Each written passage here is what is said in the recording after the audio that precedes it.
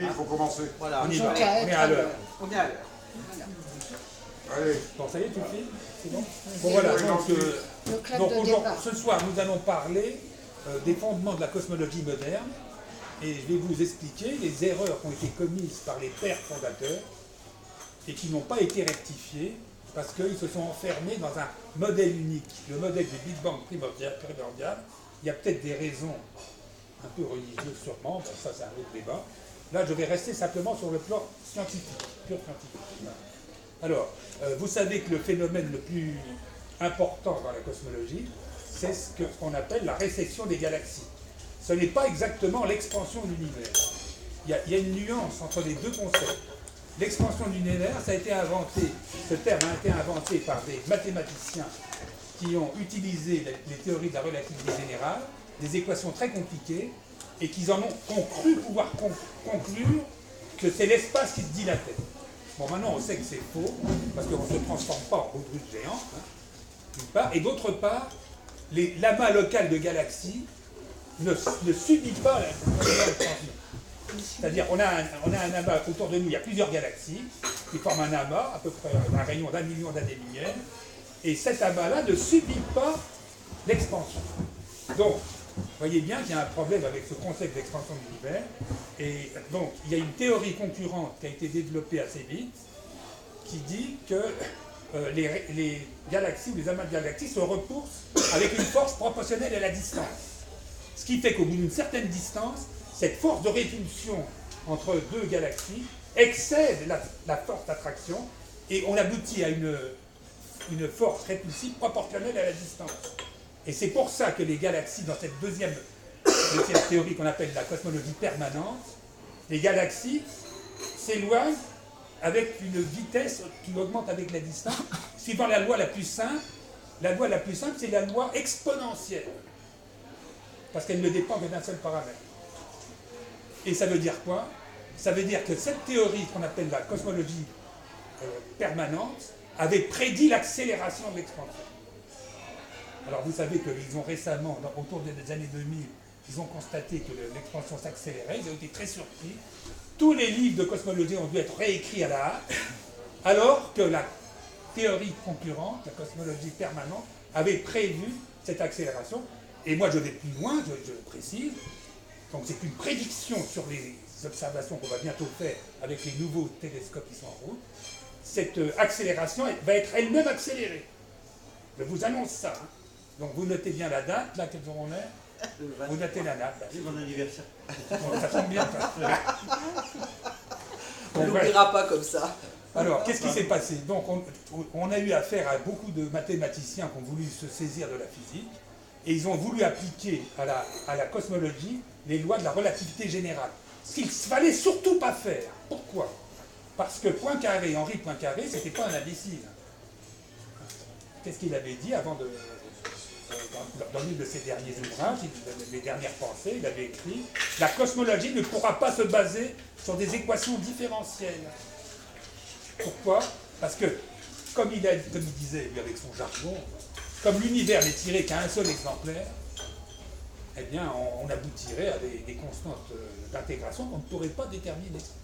Donc, Poincaré, déjà, il avait prévenu tout le monde, surtout ne pas vous baser sur les équations différentielles. Alors, en physique, on connaît d'autres techniques pour traiter des problèmes. C'est par exemple la conservation d'énergie.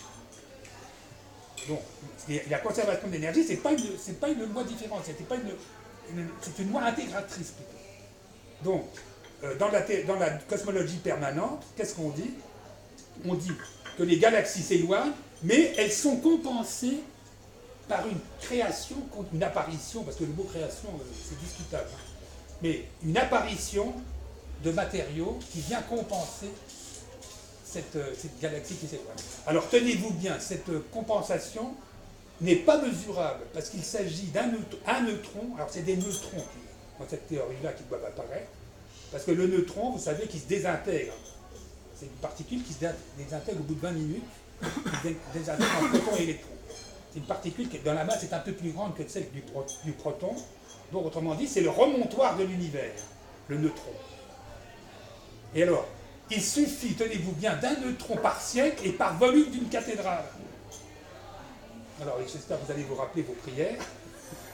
C'est un bon exemple pour dire, voilà, c'est parfaitement non mesurable. Mais, figurez-vous qu'il y a des bébés galaxies qui ont été découverts. Alton Hart, un astronome américain, a constaté qu'il y avait des chapelets de galaxies qui se formaient, et il en a déduit qu'il y avait des bébés galaxies qui naissaient dans l'espace. Donc, autrement dit, on a une observation qui va dans ce sens-là, mais ce Alton Hart a été remercié par les Américains, et il est retourné en Allemagne, maintenant il travaille. Mais alors, qu'est-ce qu'il a fait? Il est un peu comme moi, il est vindicatif. Il a fait donc un bouquin, Seeing Red, c'est-à-dire Je vois rouge, et vous verrez dans mon site, si vous consultez mon site, il donne un témoignage, comme quoi il dit que le système physique est complètement débile de l'avoir censuré sur des observations, parce que ces observations ne concordaient pas avec le modèle dominant du Big Bang. Donc il a été censuré. Bon, donc voilà. Alors, donc finalement, il faut bien comprendre que tous les raisonnements que vous faites, par exemple, elle nous a cité, comment il s'appelle, Klein. Hein, elle nous a cité Klein, des astrophysiciens comme Klein, qu'est-ce qu'ils vont à la télé, ils passent à la télé, et ils disent, ah ben tiens, les galaxies s'éloignent, donc en remontant le temps, elles vont se rapprocher, ça va être plus chaud. Mais ça, ce n'est que s'il n'y a pas de compensation de matière. Voilà, s'il n'y a pas de création. Dans le cas de la création, la cosmologie permanente, quand on remonte le temps, tout est pareil. Autrement dit, il n'y a pas d'âge de l'univers, ni début, ni fin. Donc les raisonnements qu'on vous a faits sont complètement faux. Je n'ai pas compris qu'il ait fait ce raisonnement. Si, ils le disent tous. Si vous retournez le sens du temps, vous allez... Ben ça, c'est faux, puisque ça suppose qu'il n'y a pas d'apparition continue de régénération de matière. Bon. Donc, ce premier point étant éclairci, hein, on va passer à la deuxième erreur fondamentale qui a été faite.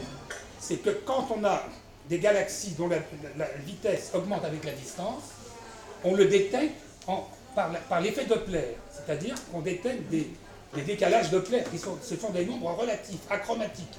Le décalage est le même, 5% par exemple, dans le rouge, dans le vert ou dans le bleu. Bon. Autrement dit, c'est un nombre sans dimension, un nombre pur, en fonction de la distance. Donc, on mesure en fait une distance, on mesure un horizon de l'univers. C'est-à-dire que quand la vitesse de la galaxie atteint la vitesse c, ça définit un rayon d'univers. Donc on définit un rayon d'univers. Et non pas un âge. Alors, tous les traités de cosmologie, dont Hubert Klein et compagnie, là, ou Hubert, alors c'est Hubert Rie, enfin, je les mélange, tout cela, ils racontent tous que la constante de Hubble est liée à l'âge de l'univers. Pas du tout.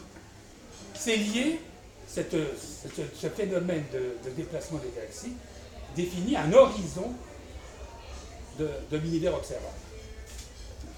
Alors, que certains appellent les portes de l'univers.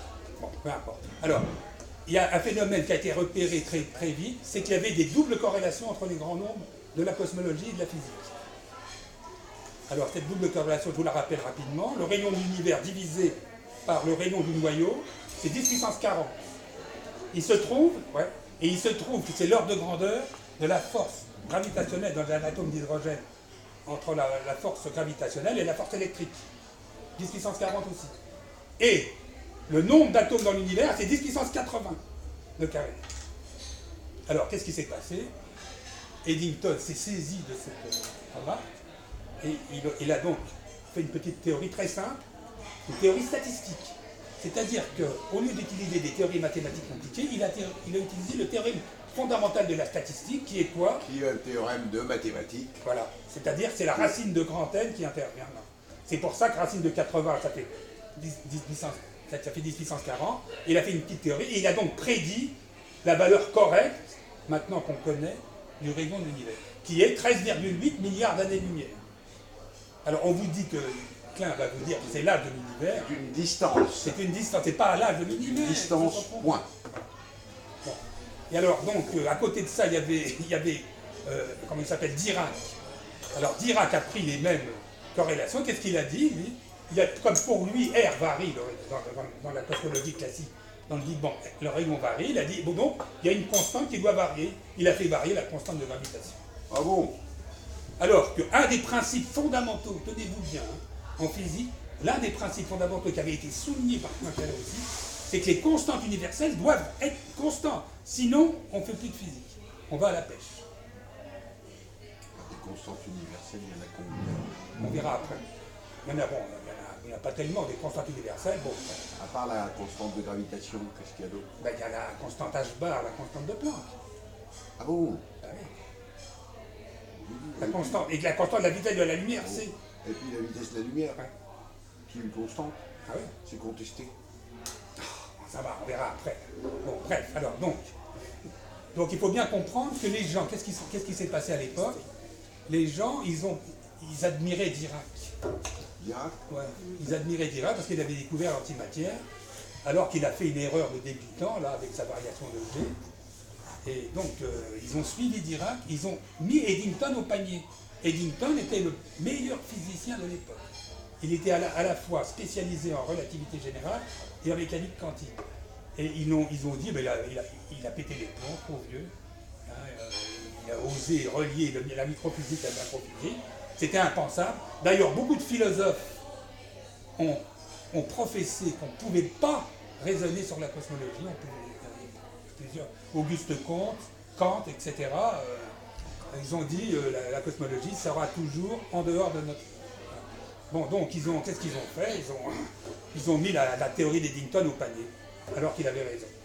Donc, le premier qui dit la vérité, exécute. Bon, alors, ce qui s'est passé ensuite, c'est que, bon, pendant un certain temps, autour des années 50, il y avait quand même 50-50, égalité à peu près entre les partisans de la théorie permanente et la théorie du Big Bang primordial. Mais qu'est-ce qui s'est passé en 1965? Ils ont observé un fond continu qui venait du fond de l'espace. Le fond de rayonnement continu. Et alors, qu'est-ce qui s'est passé? Eh bien là, il s'est passé le scandale du siècle. Il y a des gens de Princeton qui ont dit « c'est la trace refroidie du Big Bang ». Ils ont osé? Ils ont osé. Alors, gros titre dans le New York Tribune, hein, gros titre, les astronomes viennent de confirmer la théorie du Big Bang. Ah bon? Il y a eu un acte, comment dirais-je, de politique ou de médias, si vous voulez, qui a, contrairement à ce qu'ils auraient dû dire, s'il y a un fond homogène, ça veut dire qu'il y a un thermostat, et en plus ça suit exactement la loi du corps noir. Ça suit la loi thermique. On n'a pas de meilleur fit pour la loi du rayonnement thermique. Hein. C'est magnifique, c'est très très précis, à 10-5 près. Donc, qu'est-ce qu'il fallait conclure? C'est évidemment Klein. S'il était là, je dirais le pauvre Klein. Ça veut dire que cette observation confirme le fait, la cosmologie permanente à fond. Ça veut dire qu'on est dans un équilibre thermique. Parce que rien n'est plus éloigné d'un équilibre thermique qu'une explosion. C'est bien d'accord. Je veux bien admettre que je ne suis que mathématicien. Oui, ça se voit. Bon, bref, alors qu'est-ce qui s'est passé? Bon, tout le monde s'est lancé là-dedans, et impossible de revenir en arrière. Quand les gens, alors c'est ça qui est grave, quand les physiciens comme ça font des erreurs, il y a des carrières qui se bâtissent là-dessus, et il y a des gens très importants, comme Klein et compagnie, là. Je ne veux pas dire à Klein de... Qui ça? Klein, il s'appelle Klein, bon là c'est un bavardeur. Qui c'est Klein? C'est une espèce de physicien. Klein, ouais, comment il s'appelle? Étienne. Étienne, oui, bon, là, C'est un philosophe physicien qui fait de la vulgarisation. Elle admire. Je suis novice. Oui, mais t'as rien perdu avec. Donc il faut que j'apprenne tout. Il ne dit pas tout à fait ce que tu dis. T'as rien perdu, non mais t'as rien perdu. Il sait très bien faire marcher la photocopieuse. Voilà. Oui, voilà, en plus il est copieur. Ah ouais, il paraît ça, oui, ça a été Voilà, je suis détecté. d'accord avec toi. Ça a été détecté. Ah bah ouais. Pour moi, c'est un dandy, mais bon. Oui, C'est c'est un un drôle, chroniqueur. Là, on est d'accord. Bon, bref, alors notre amie Nadia ici présente, elle essaye toujours de faire venir des soi-disant ténors de la cosmologie, mais personne n'osera venir discuter avec moi. Parce que Non, il va se faire ridiculiser. Voilà, c'est pas la peine, tu perds du temps. Il sait d'avance qu'il va se faire ridiculiser. Voilà. Maintenant, Bon, alors, attendez, maintenant, on est deux. Ouais, je garde le meilleur pour la fin. Figurez-vous qu'en physique, il y a une autre manière d'aborder un problème physique, c'est l'analyse dimensionnelle avec les constantes universelles. Bah oui. Et là, en 3 minutes, mes 3 premières minutes d'année sabbatique, On démolit tout. j'ai dit, je vais revoir la cosmologie, et moi, je ne suis pas bête. Pourquoi? Parce que j'ai dit, la vitesse lumière, c'est trop petit par rapport à la Terre. C'est trop faible. 100 000 ans pour traverser une galaxie. Alors, ça ne peut pas connecter un univers aussi vaste. Donc si on a le concept d'un cosmos ordonné, donc qui se communique, eh bien à ce moment-là, il faut enlever la vitesse c, trop faible. La vitesse c, c'est donc une donnée locale. Donc, qu'est-ce que j'ai fait? J'ai pris les deux constantes principales, h bar et g, et comme troisième constante, j'ai pris quoi? Il faut vous mettre à la place du cosmos. Le cosmos, qu'est-ce qu'il voit quand il nous regarde? Il voit il y a des tas, mais il n'y a pas de tas qui sont pareils. Il dit, ah, les électrons sont tous pareils. Donc il dit, tiens, les électrons, c'est important. Les protons, ils sont tous les mêmes. Les protons, c'est important. Les neutrons aussi. Donc j'ai pris le produit des masses, électrons, protons, neutrons. Puisque dans la formule qui donne une distance, c'est h bar 2 sur g n cube. N étant au cube. C'est ça qui donne une distance. Vous vérifierez. Hein. Et qu'est-ce que j'ai trouvé? Ben, la moitié de 13,8 milliards d'années-lumière. Oui, ça m'a pris 3 minutes. Il y a un facteur 2. Hein. C'est R sur 2. Parce que le rayon de l'horizon d'un trou noir est donné par R sur 2 égale G grand M sur C2.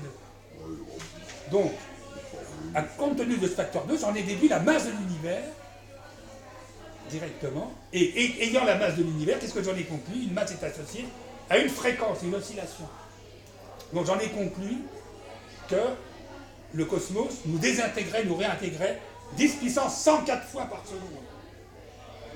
C'est très très précis. Autrement dit, ça veut dire que le cosmos, c'est un calculateur extrêmement précis. 10 puissance 104. C'est-à-dire quoi? Tu es en train de dire que notre univers est un trou noir en fait. Oui, bien sûr, c'est l'équivalent d'un trou noir. Exactement. C'est la même formule. C'est la même formule que la formule du trou noir, exactement. Sauf que le trou noir, il émet les galaxies dans un grand cosmos, comme je vais vous expliquer. Il y a un grand cosmos extérieur. Là, on va y arriver. Et pour l'instant, je vous explique que l'analyse dimensionnelle de niveau bac, j'espère que vous avez encore un petit peu conservé votre niveau bac. Il suffit de résoudre 3 équations linéaires, 3 inconnues, pour déduire une distance à partir de 3 constantes universelles. Et vous obtenez tout de suite le demi-rayon. Donc la formule comme il a raison, c'est le rayon d'horizon d'un trou noir. C'est R sur 2 égale Gm sur C2. C'est un erg, non? Hein? C'est pas un erg, un truc comme ça? L'unité? Non, l'unité l'air. Non, l'air c'est une unité d'énergie. Là, tu mélanges tout. Oui, c'est un bateau. Est-ce que tu as fini ton discours là? Non, pas tout à fait, j'ai encore 2 minutes. Tu termines parce que je veux sortir fumer une cigarette. Oui, je termine, c'est bon. J'ai dit l'essentiel. Donc voilà, on vous a trompé depuis le départ, surtout Klein et compagnie.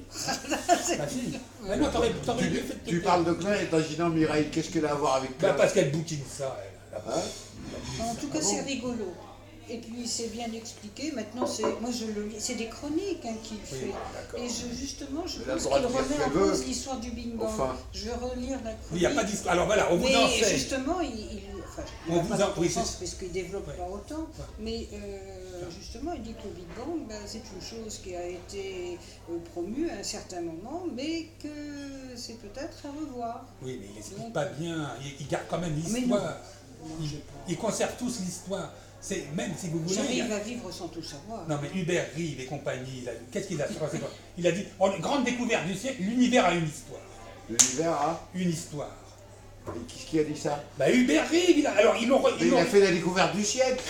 Ils l'ont mis dans le cycle commun de l'enseignement. Ah, mais Hubert Reeves parle même de l'alphabet, la complexification. Oui, voilà.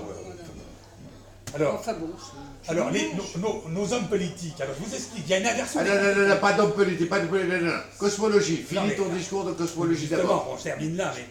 Qu'est-ce que ça veut dire Akbar? Parce que pour moi, Akbar, c'est Akbar écran, mais. Akbar, c'est la constante. H sur 2pi. C'est la constante de Planck divisée par 2pi. La constante de petitesse. Ça, j'entendais Akbar. On ne sait pas mesurer en dessous de H bar. Exactement. Alors c'est le quantum, non mais c'est très important, c'est la constante universelle la plus importante parce que en même temps c'est un quantum de moments cinétiques. C'est un quantum de temps. Un quantum de moments cinétiques, oui. Pas de temps. Hein. Le quantum de temps c'est moi qui l'ai introduit. Hein. Alors le quantum de temps. Il en résulte un quantum de temps. Oui, non, c'est moi qui l'ai introduit. Non, il en résulte un quantum de temps. Arrête de t'approprier. Ah oui, voilà, la constante de, le temps de Planck. Mais le temps de Planck, c'est 10 moins 44 secondes, tandis que le mien, c'est 10 moins 104 secondes. Faux. Oui. Faux. Il y a un facteur. Tu ne peux pas descendre en dessous de 10 moins 44, si, ça y est, c'est fait. Mais c'est faux, ton truc est faux. Non, c'est bon. Mais je te montrerai la faute, t'inquiète pas. Alors, c'est tellement vrai ce que je viens de dire, c'est que ce facteur 10 puissance 60, je l'interprète comme le rapport de la vitesse grand C sur la vitesse petit c. Donc j'introduis une super vitesse, et à ce moment-là, à toute masse, on associe une énergie mc2, comme vous le savez. Mais si on met grand mc2, ça fait un facteur 10 puissance 120 fois plus grand, et ça résout l'énigme principale de la physique que Jacques connaît, c'est que l'énergie du vide est 10 puissance 120 fois supérieure à l'énergie visible. Donc je résous l'énergie du vide, l'énergie quantique du vide. Du vide. C'est 10 puissance 120 fois, est-ce que tu le sais ça? Oui, Ça, l'énergie visible. Oui. L'énergie invisible est 10 puissance infiniment 120. supérieure. Non, à 10 puissance 120 fois. Infiniment. Pas 10 infiniment. puissance est Il l'infini va me faire pour moi. crier. Hein. Dès que tu dépasses 10 puissance 80, c'est l'infini. Non, il a un Bon, va problème fumer avec moi. ta cigarette parce que tu commences à nous gonfler. Va fumer ta cigarette. T'as fini? Pratiquement, à moins qu'il y ait des questions. Ouais. Est-ce qu'il y a des questions? C'est fini là. Bah, Ah oui, moi, je veux savoir